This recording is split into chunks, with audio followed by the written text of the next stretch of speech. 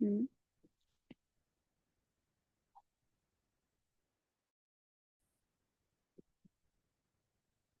Okay, good evening. நான் பேசுறது கேட்குன்றதுன்னு நினைக்கிறேன். ஓகே, அப்போ நாங்கள் இன்னைக்குரிய செஷனை ஸ்டார்ட் பண்ணுவோம். அப்போ முக்கியமான ஒரு விடயம், ஆஹ், என்னோட அளவீட்டு கருவிகள் பாடத்தில் நாங்கள் அன்னைக்கு பார்த்தோம். ஒரு 5 அளவீட்டு கருவிகள் நீளத்தை அளக்கிறது தொடர்பாலாம் பார்த்தோம் தானே. அப்போ அதில் முதலாவது அளவீட்டு கருவியை இன்னைக்கு நாங்கள் ஸ்டார்ட் பண்ண போகிறோம். ஓகே, அப்போ முதலாவது அளவீட்டு கருவி வேனியர் இடிக்குமானி தொடர்பாகத்தான் பார்க்க போகிறோம். சரியா? அப்போ நாங்கள் இந்த வேனியர் இடிக்குமானி தொடர்பான சில விஷயங்கள் நான் வீடியோ ஆன் பண்ணி எக்ஸ்பிளைன் பண்ணுறேன், பார்த்துக்கொள்ளுங்க அந்த விஷயங்களை. வெயிட். ஓகே, எதுக்கும் ஒரு 2 மினிட் வெயிட் பண்ணுவோம். சம்டைம் ஒரு சில கொஞ்சம் லேட்டாக ஜாயின் பண்ணுறவங்க இருந்தால் அவங்களுக்காக சான்ஸ் ஒன்று கொடுத்து ஒரு 2 மினிட் வெயிட் பண்ணிவிட்டு அதுக்கப்புறம் நான் அந்த விஷயத்தை ஸ்டார்ட் பண்ணுறேன். ஏன்னா ஒரு முக்கியமான விஷயம் நல்லா புரிஞ்சு கொண்டா தான் நாங்கள் வேண்டிய ஒரு கேள்விக்கு இதில் எல்லாம் ஆன்சர் பண்ணலாம்.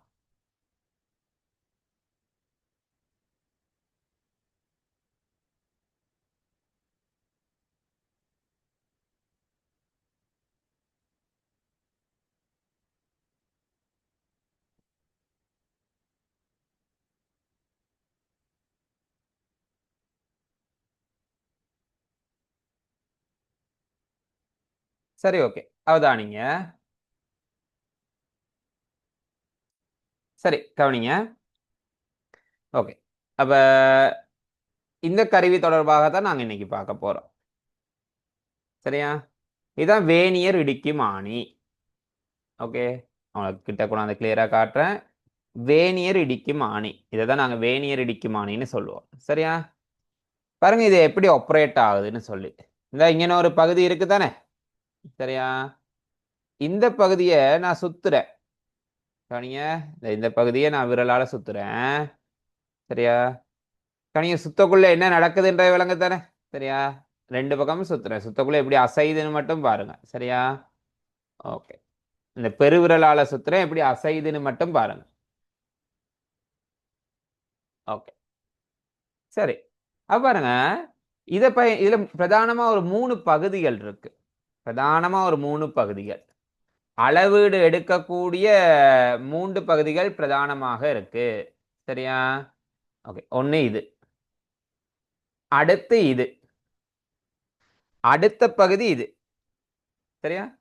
அப்ப இந்த மூண்டையும் கவனமா பார்த்துக்கொள்ளுங்க. அதுக்கு ஒரு நல்ல எக்ஸாம்பிள் ஒன்று காட்டுறேன் உங்களுக்கு, பாருங்க. நல்ல எக்ஸாம்பிள் ஒன்று. சரியா? ஓகே, இந்த பாருங்க, இந்த கிளாஸ். சரியா? இந்த கிளாஸ்ட விட்டம் அளக்குறேன்னு வைங்க. இந்த கிளாஸ்ட விட்டம் பாருங்க, இந்த பகுதியை யூஸ் பண்ணி இந்த கிளாஸ்ட விட்டம் அளக்க போறேன். ஓகே, இந்த மாதிரி வைக்கலாம் தானே. சாரி, நாங்க இந்த மாதிரி வைக்கலாமேனா இந்த கிளாஸ்ட விட்டம் அளக்கக்குள்ள.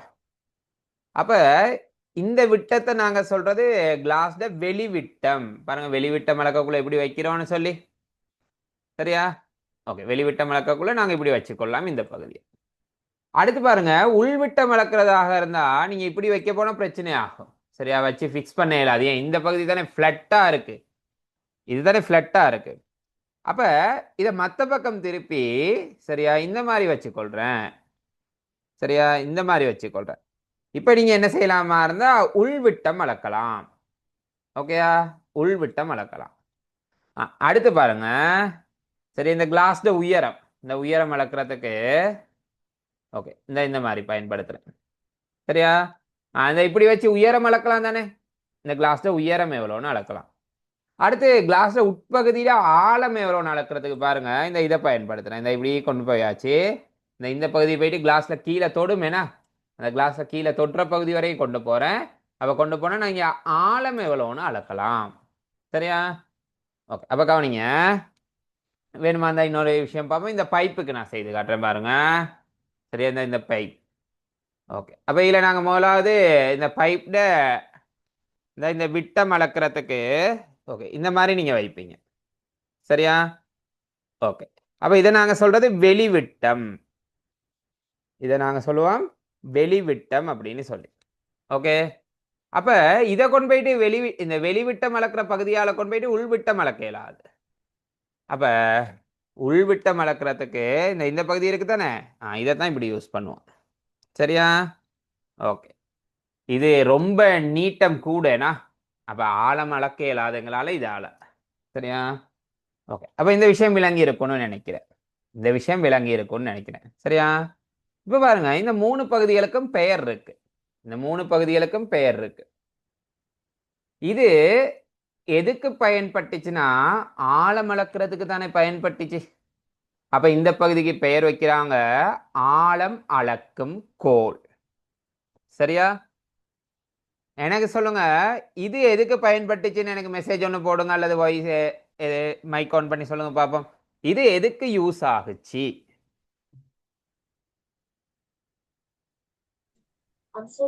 இந்த பகுதி என்னத்துக்கு யூஸ் ஆகுச்சு, என்னத்துக்கு பயன்பட்டுச்சு? வெளிவட்டத்தை அளப்பதற்கு.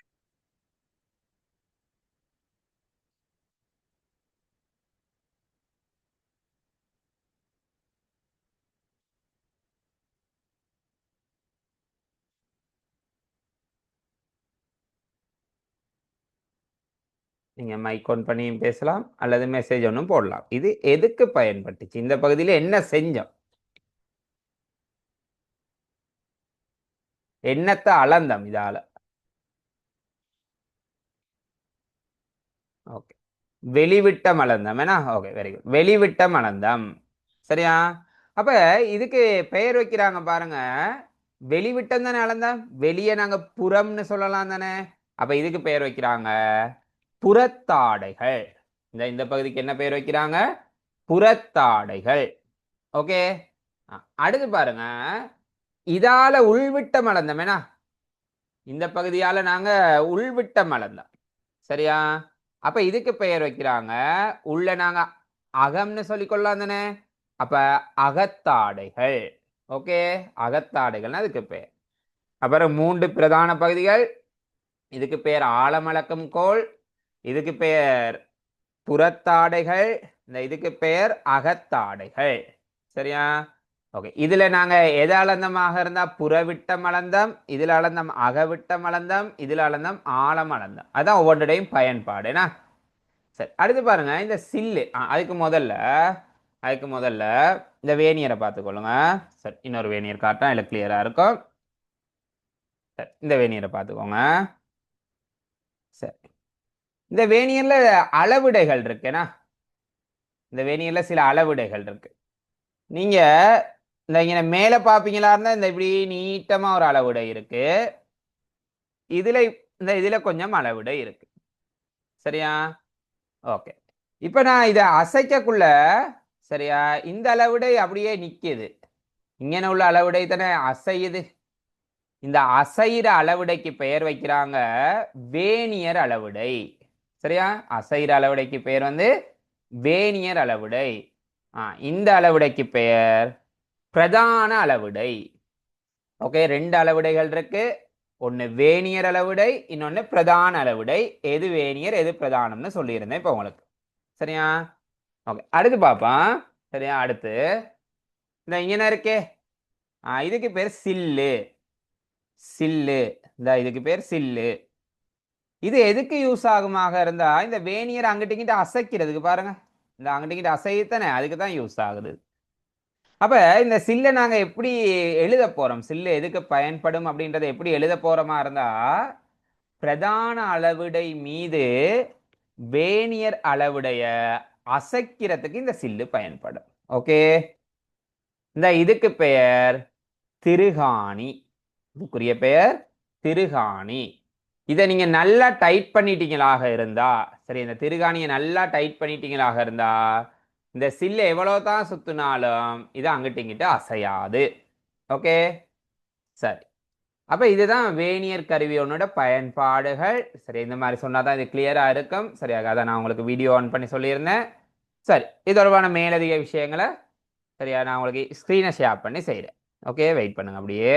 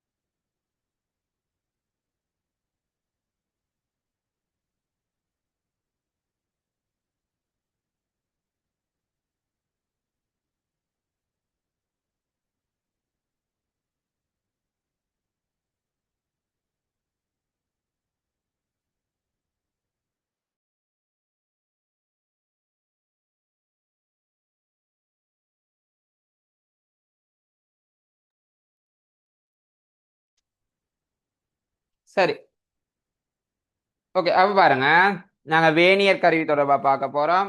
எல்லாமே ஸ்கிரீன் அவதானிச்சு கொள்ளுங்க. சரியா? சரி, அப்ப இந்த ஒவ்வொரு பகுதிகள் பாருங்க. முதலாம் நம்பர் என்ன? ஓகே.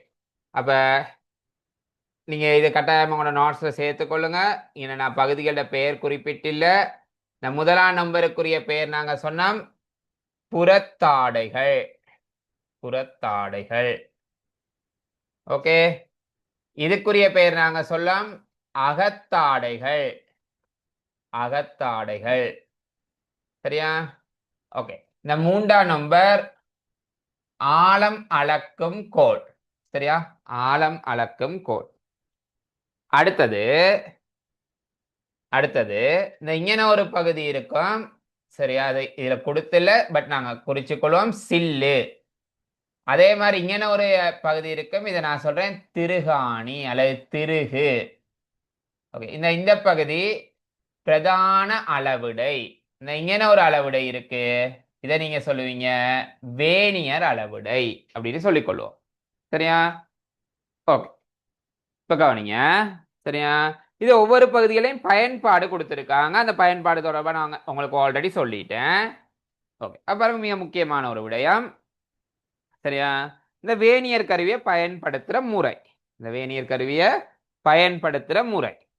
அப்ப இந்த வேனியரை நீங்க பயன்படுத்தக்குள்ள முதலாவதே பாருங்க. முதலாவதே நீங்க என்ன செய்யணுமாக இருந்தா அந்த வேனியர் இழிவெண்ணிக்கையே துணியணும். சரியா? அதுக்கப்புறம் இந்த வேனியர் யூஸ் பண்றதுக்கு என்ன காரணம்னா ஏதாவது ஒன்னோட தடிப்பு, நீளம், அகலம், விட்டம், ஆழம் இதெல்லாம் அளக்கிறது தானே காரணம். இதுக்கு தானே பயன்படுத்த போறோம்.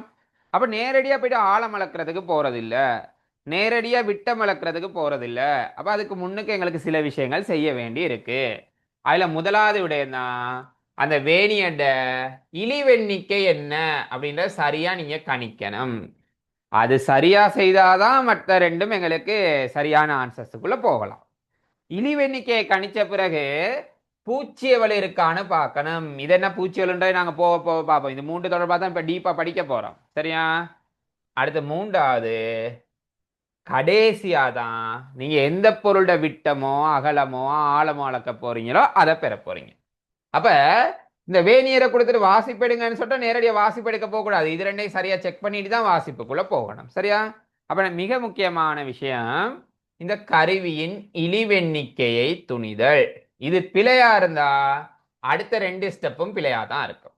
ஓகே. இது பிழையா இருந்தா அடுத்த ரெண்டு ஸ்டெப்பும் பிழையா இருக்க போகுது. சரியா? ஓகே. அப்ப பாருங்க, இழிவெண்ணிக்கைக்குரிய சமன்பாடு என வீணான இருக்க ஒரு பிரதான பகுதியின் நீளத்தின் கீழ். சரியா? பிரதான, அது வீணா இல்ல, பிரதான பகுதியின் நீளத்தின் கீழ் வேனியர் பிரிவுகளின் எண்ணிக்கை. ஓகே. இதுதான் இழிவெண்ணிக்கைக்குரிய சமன்பாடு. சரியா? இன்னொரு சமன்பாடும் இருக்கு. ஒரு பிரதான பிரிவின் நீளம் மைனஸ் ஒரு வேனியர் பிரிவின் நீளம். இத நாங்க ஷார்ட்டா சொல்லிக்கொள்ளலாம் ஒரு எம்எஸ் மைனஸ் ஒரு விஎஸ். இப்படி ஷார்ட்டா சொல்லிக்கொள்ளலாம். பிரதான பிரிவின் ஆங்கிலத்துல மெயின் ஸ்கேல் அப்படி சொல்லுவாங்கன்னா, வேனியரை வேனியர் ஸ்கேல்னு சொல்லுவாங்க. அப்ப அதுக்குரிய முதல் எழுத்துக்களை பயன்படுத்தி இப்படி ஷார்ட்டா சொல்லிக்கொள்ளலாம். அப்ப இழிவெண்ணிக்கை காண்றதுக்கு ரெண்டு சமன்பாடு இருக்கு. இப்ப இந்த ரெண்டு சமன்பாடுலையும் எப்படி இழிவெண்ணிக்கை காண போறோன்றத இப்ப நாங்க டீப்பா டிஸ்கஸ் பண்ண போறோம். ரொம்ப நேரத்துக்கு இது தொடர்பாக இப்ப படிக்க போறோம். சரியா? ஓகே. அப்ப பாருங்க, சில உதாரணங்கள் மூலம் தான் இதை நான் உங்களுக்கு விளங்கப்படுத்த போறேன். அப்ப அந்த உதாரணங்கள் பார்த்த பிறகு, ரெண்டு உதாரணங்கள் பார்த்த பிறகு நீங்க அடுத்த நீங்க ஒட்டோவா செய்யக்கூடிய மாதிரி இருக்கணும். சரியா? ஓகே. பாருங்க, முதலாவது உதாரணம். ஓகே.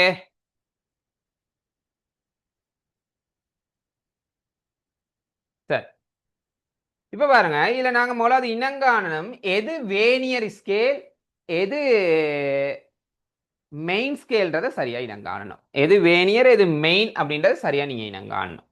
இதுல பாப்பீங்களா இருந்தா இந்த மேல இருக்க பகுதி இதன் இந்த சென்டிமீட்டர் இங்க தொடர்ந்து அளவிட இருக்கும், அதை குறிச்சு இல்ல. சரியா?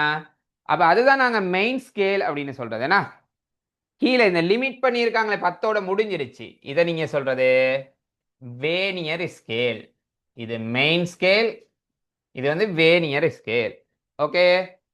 இது உங்களோட அடிமட்டம் மாறியே தான். இந்த மெயின் ஸ்கேல் உங்களோட அடிமட்டம் மாறியே தான். நல்லா தான் சிம்பிளான விஷயம். நல்லா புரிஞ்சு படிச்சா எப்படி கேள்வி கொடுத்தாலும் சரியா சிம்பிளா செஞ்சுட்டு போயிடலாம். புரிஞ்சு பாடமாக்குற இல்லை, புரிஞ்சு படிக்கணும்.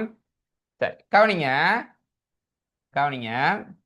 இந்த பாருங்க, நான் உங்களுக்கு இந்த மாதிரி ஒரு மெயின் ஸ்கேலை வரைகிறேன். முதல்ல மெயின் ஸ்கேல் தொடர்பான விஷயங்களை நாங்க முடிச்சிருவோம். சரியா? மெயின் ஸ்கேல் ஒன்று வரைகிறோம், அதாவது உங்களோட ரூலர் மாதிரி. சரி, மெசேஜ் ஒன்று போடுவோம் பார்ப்போம். இந்த இந்த உங்களோட அடிமட்டத்துல இந்த பிரிவிட நீளம் என்ன? ஒரு பிரிவிட நீளம் என்ன? நீங்க பயன்படுத்துற அடிமட்டத்துல நான் காட்டியிருக்க அந்த ஒரு பிரிவிட நீளம் என்ன?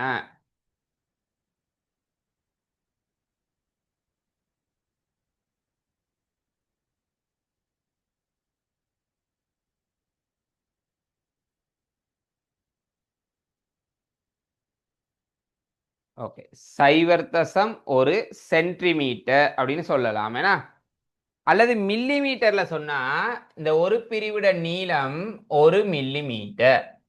ஓகே, இந்த ஒரு பிரிவிட நீளம் 1 மில்லிமீட்டர். ஏன்னா சரி, இப்ப பாருங்க. இப்ப ஏன் இது 1 மில்லிமீட்டர்னு சொன்ன மாதிரி இருந்தா உங்களுக்கு தெரியும், 1 சென்டிமீட்டர்னா அது 10 மில்லிமீட்டர். ஏன்னா இது உங்களுக்கு தெரியும்.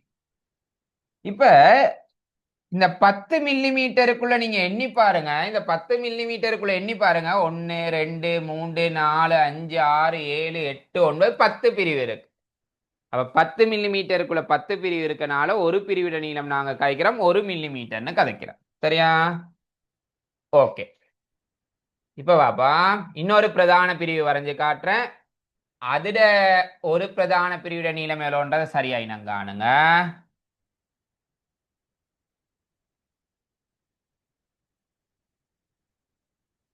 ஆ, இப்ப எனக்கு இந்த படத்தை பார்த்து சொல்லுங்க பாப்போம், இந்த ஒரு பிரிவிட நீளம் எவ்வளவு? இந்த ஒரு பிரதான பிரிவிட நீளம் எவ்வளவு? இந்த படத்தை பார்த்து சொல்லுங்க.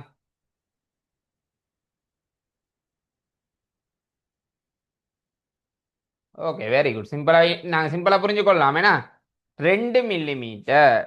ஓகே, ஏன்னா இதுல இருந்து இதுவரையும் 10 மில்லிமீட்டர். இந்த 10 மில்லிமீட்டரை 1 2 3 4 5 பிரிவா பிரிச்சிருக்காங்க. அப்போ ஒரு பிரிவிட நீளம் 2 மில்லிமீட்டர்னு வரப்போகுது. சரியா? ஓகே, இப்ப சரியா இந்த உதாரண படங்களை பார்ப்போம். இந்த உதாரண படங்கள் சரியா? இல்ல எனக்கு பிரதான பிரிவை மட்டும் காய்ச்சிட்டு போவோம். சரியா? இந்த இதுல சொல்லுங்க, இந்த ரெட் கலர்ல மார்க் பண்ணிருக்கிறது தானே பிரதானம். அந்த ஒரு பிரதான பிரிவின் நீளம் எவ்வளவு? கீழே உள்ளது வேணியர், அது தொடர்பா நாங்க பிறகு கதைப்போம். சரியா? இந்த படத்துல சொல்லுங்க, ஒரு பிரதான பிரிவோட நீளம் எவ்வளவு?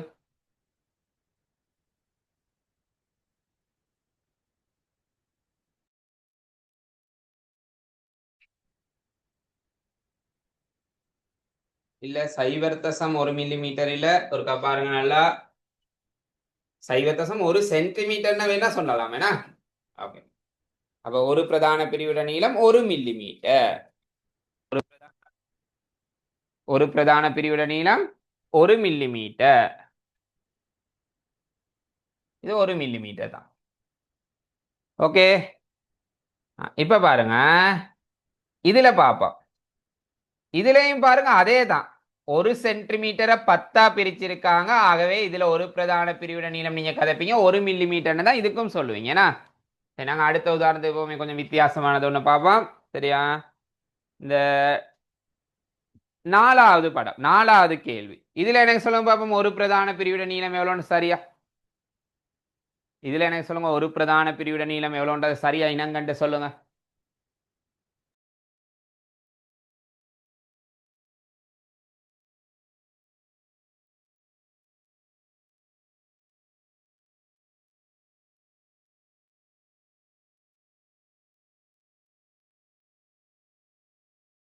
நாலாவது படத்தை பார்த்து 4வது படத்தை பார்த்து ஒரு பிரதான பிரிவிட நீளம் எவ்வளவுன்றதை இனங்கண்டு சொல்லுங்க.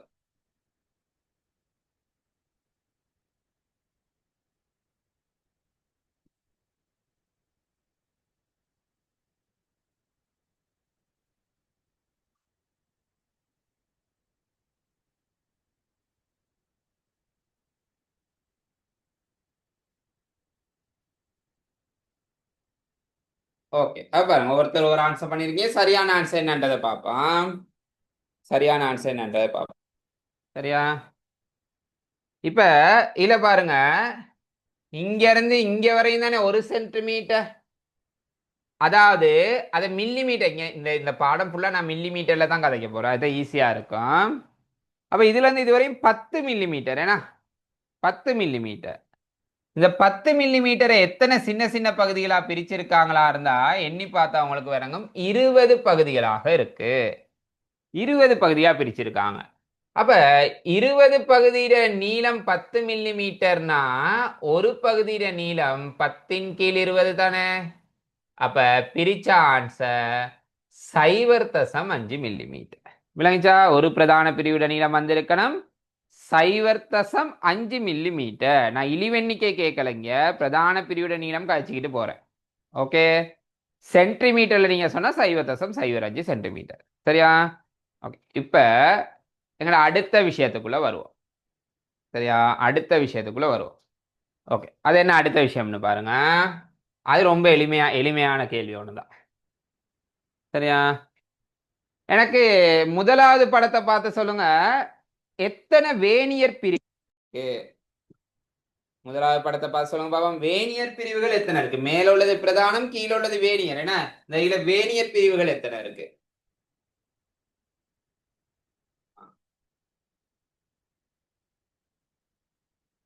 10. என்ன பார்த்தோன்னே விளங்குது. சரியா? 10 பிரிவுகள் இருக்கு. ஒன்னு ஒன்னு 2 3 அப்படி எண்ணி போட்டா 10 பிரிவுகள் இருக்கு. என்ன ஓகே, அடுத்து போய் ஆன்சர் பண்ணுங்க. ரெண்டாவது படத்துல எத்தனை வேனியர் பிரிவுகள் இருக்கு? ரெண்டாவது படத்துல எத்தனை வேனியர் பிரிவுகள் இருக்கு?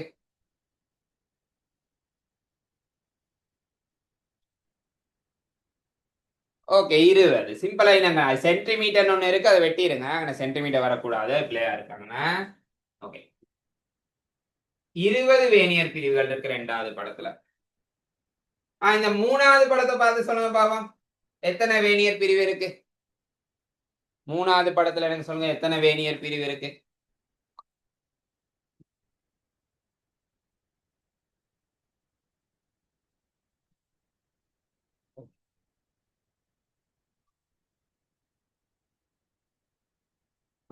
பாருங்க, எல்லாருமே 10ன்னு சொல்லியிருக்கீங்க. எல்லாருமே 10ன்னு சொல்லியிருக்கீங்க. அதுல ஒரு 10 இல்ல, இங்க 10 இல்ல, 20 இருக்கு. உண்மையில 20 இருக்கு இங்க. ஏன் 20ன்னு சொல்றேன் பாத்துக்கோங்க. இங்க ஒன்னுன்ற நம்பர் போட்டதுக்கு என்ன? ஒன்னுன்னு போட்டதுக்கு என்ன பிரிவுகள் பாருங்க. ஒன்னுன்ற நம்பருக்குள்ள 2 பிரிவு இருக்கு. ஒன்னுன்ற நம்பருக்குள்ள 2 பிரிவு இருக்கு. அப்ப இந்த பிரிவுகளை நீங்க எண்ணி பார்த்தா 10க்குள்ள 20 பிரிவு வந்துடும். சரியா? 10க்குள்ள எத்தனை வேனியர் பிரிவு வரும்? 20. நம்பரை பார்த்து சொல்றேன் இல்ல, 1 2 3 அதுகளை பார்த்து சொல்றேன் இல்ல, பிரிவுகளை எண்ணி பாருங்க. ஓகே, பிரிவுகளை எண்ணி பாருங்க. அப்ப இதுல மூணாவதுல 20 வேனியர் பிரிவுகள். சரி, நாங்க நாலாவது கதைப்போம். ஓகே, என்ன சொல்லுங்க, நாலாவதுல எத்தனை வேனியர் பிரிவுகள் இருக்கு? அது சிம்பிளா சொல்லிடுறீங்க, 10 வேணும், அதை விடுவோம். சரியா? அஞ்சாவது பாருங்க. சரியா? அஞ்சாவதுல பாருங்க எத்தனை வேனியர் இருக்கு. இதை எண்ணி பார்த்துக்கிட்டு இருக்க தேவையில்ல. சரியா? 50 வேனியர் இருக்கு. ஏன்னா அஞ்சாவதுல 50 வேனியர் இருக்கு. சரியா? அப்ப இத இனங்கான தெரியுது தானே. ஓகே, அப்ப நாங்க முதலாவது இதுக்கு பார்த்தா பிரதான பிரிவோட நீளம் எவ்வளவுன்றது எப்படி சரியா இனங்கான்றது. ஒரு படத்தை பார்த்து வேனியர் பிரிவுகளோட எண்ணிக்கை எப்படி இருக்குன்றது எப்படி சரியா இனங்கான்றன்னு பார்த்தோம். அதுல அந்த மூணாவது மட்டும் கொஞ்சம் கிரிட்டிக்கலான விஷயமா இருந்துச்சுன்னா. சரியா? ஓகே, அப்ப பாருங்க, இப்ப நான் இழிவெண்ணிக்கை துணியறதை பார்க்க போறோம். சரியா? நாங்க இழிவெண்ணிக்கை துணியறதை இப்ப பார்க்க போறோம். நல்லா அவதானிச்சு கொள்ளுங்க. சரியா? இந்த இழிவெண்ணிக்கைக்கு நாங்க 2 சமன்பாடுகள் பார்த்தோம். சரியா? இழிவெண்ணிக்கைக்கு 2 சமன்பாடுகள் பார்த்தோம். முதலாவது சமன்பாடு, ஒரு பிரதான பகுதியின் நீளத்தின் கீழ் வேனியர் பிரிவுகளின் எண்ணிக்கை. அந்த சமன்பாடுல இந்த 5 கேள்வியும் சரியா பார்த்துக்கோங்க. சரியா? ஓகே, எல்லாருமே முதல்ல சொல்லிட்டீங்க இந்த ஒரு பிரதான பகுதியில நீளம். சரியா? எனக்கு முதலாவது கேள்விக்கு அந்த சமன்பாடுல பிரதிட்ட ஆன்சர் சொல்லுங்க. இப்ப முதலாவது கேள்விக்குரிய ஆன்சரை குயிக்கா சொல்லுங்க.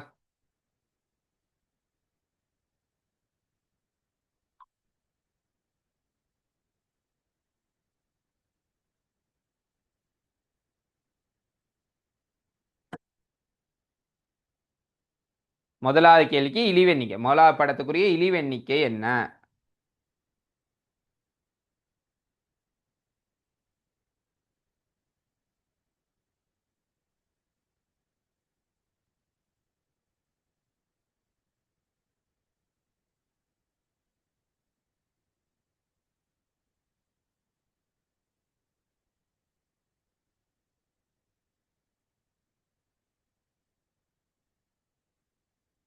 பாருங்க, இழிவெண்ணிக்கைக்கு இதன சமன்பாடு ஒரு பிரதான பிரிவின் நீளத்தின் கீழ் வேனியர் பிரிவுகளின் எண்ணிக்கை.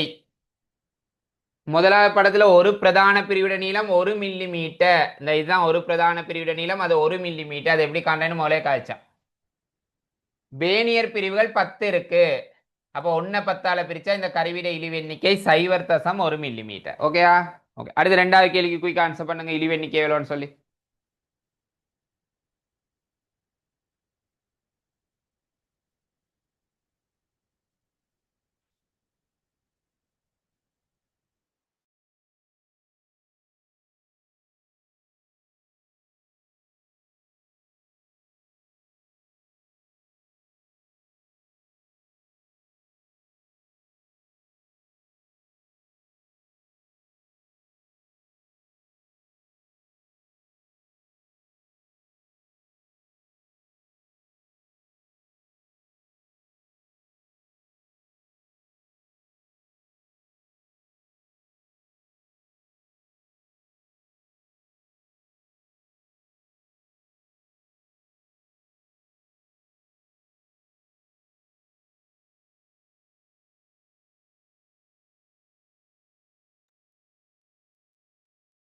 ஓகே, ரெண்டாவது செய்வோம் பாருங்க.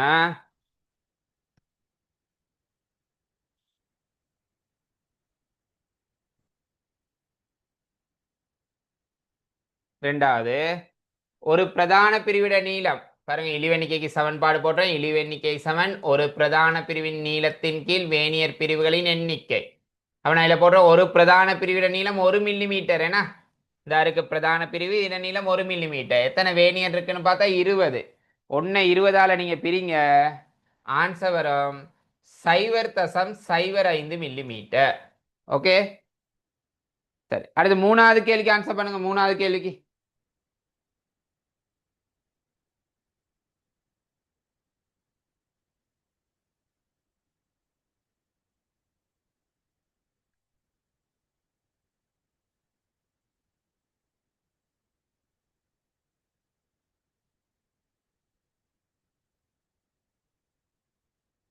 ஓகே, பாருங்க மூணாவது கேள்விய. சரியா, மூணாவது கேள்வியை பார்ப்போம். இதுலயும் ஒரு பிரதான பிரிவிட நீளம், ஒரு பிரதான பிரிவிட நீளம் 1 மில்லிமீட்டர் தான். ஏன்னா இந்த இருக்கு ஒரு பிரதான பிரிவு 1 மில்லிமீட்டர். முதலே காய்ச்சம் இங்க எத்தனை வேனியர் இருக்காருன்னா 20 வேனியர் இருக்கு. அப்ப 1 20ஆல பிரிச்சா 0.05 மில்லிமீட்டர். நீங்க இதை பார்த்து 10ன்னு போடுற இல்ல, எப்படி அந்த வேனியர் பிரிவுகளோட எண்ணிக்கை காண்றேன்னு சொல்லியிருந்தேன். அப்ப 20 இருக்கு. அப்ப ஆன்சர் 0.05. எங்க நாலாவதுக்குரிய ஆன்சர், நாலாவதுக்குரிய ஆன்சர் 4 5 ரெண்டுமே செய்து வைங்க. 4 5 ரெண்டுமே செய்து வைங்க. நாலாவதுக்குரிய ஆன்சர் பண்ணுங்க இப்ப.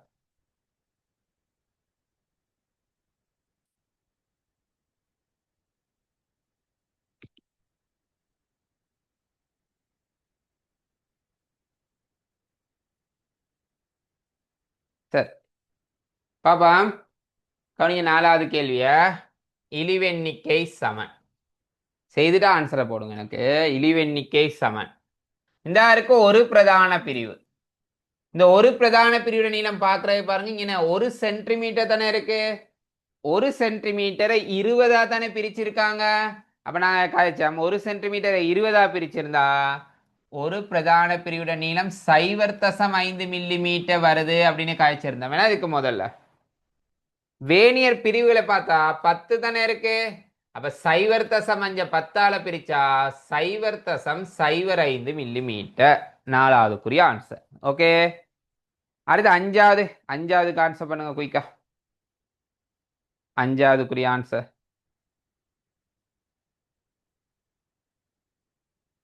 ஒரு பிரதான பிரிவு எவ்வளோன்றது சரியா இனங்கான்றது தான் சரியா கொஞ்சம் சிக்கல், அவ்வளோ சிக்கல் இல்லை, புரிஞ்சு படித்தா கொஞ்சம் சிக்கலான விஷயம்.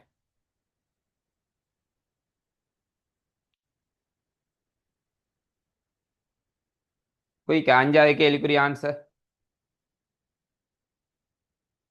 ஓகே 0.01 சரி, அது சரி 0.01 என்ன சரி. ஓகே ஆன்சர் சரி. பாருங்க என்ன முறைன்னு செக் பண்ணுவான்.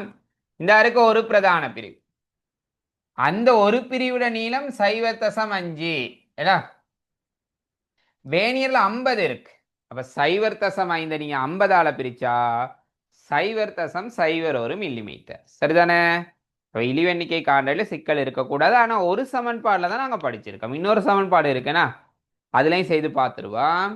அப்ப அதில் செய்து பார்க்கறதுக்கு முதல்ல சரியா லிங்க்ல இருந்து அப்படியே சாரி ஜூம்ல இருந்து அப்படியே லீவ் ஆகிட்டு இன்னும் ஒரு 2 மினிட்ஸ்ல திரும்ப ரீஜாயின் ஆகிக்கொள்ளுங்க.